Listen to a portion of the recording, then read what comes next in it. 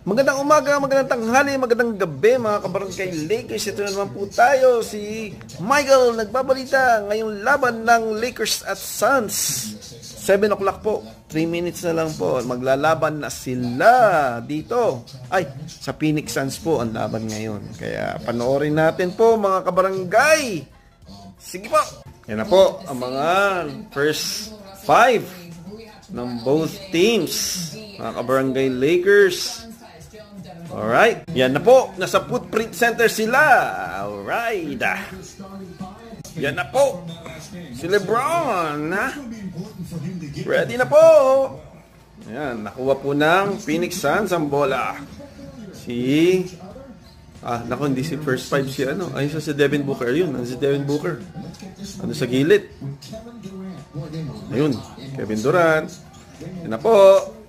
Jokic.